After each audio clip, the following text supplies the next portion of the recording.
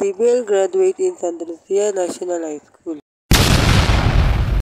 For today's video, wala na pong tubig yung silong. Kung mapapansin nyo sa pangalawa kong video, hanggang binti nga pala dito sa silong. Ngayon ay hindi na nababasa hangin yung salawal at paa dahil wala na nga palang tubig. Parte nga palang na yan ay punong-puno ng bura. Pag hindi nilinis, tsak siguradong matutuyo. Nga pala yung harapan ng pinto ay punong-puno pa rin ng tubig. Kung mapapansin nyo ay mababaw na rin po yung aming dinaraanan. Yan nga pala yung bakuran ng tito ko na may tubig pero mababaw na. Patuloy lang tayo sa paglalakad para bumili ng merienda.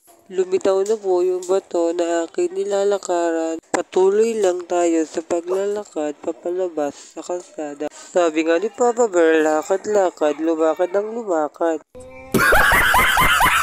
Ayan nga pala yung bahay na nakaporma ay wala na palang tubig. Ayan nga po pala yung daan papuntang bukid. Tuloy lang tayo dyan sa paglalakad papalabas ng kalsada.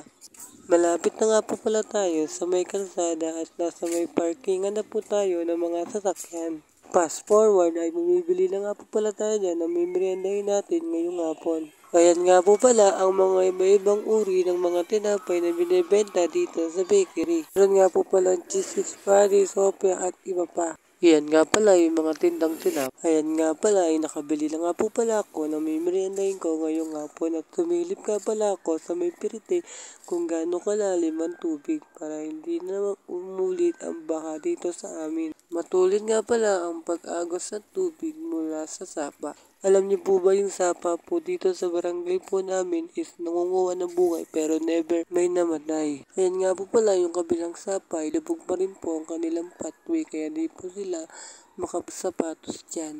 Ayan nga pala yung puno ng kamyas na dating itik sa bunga ngayon wala na dahil patay na. Patuloy lang ako dyan sa paglalakad. Kaya hanggang dito na lang ang ating video.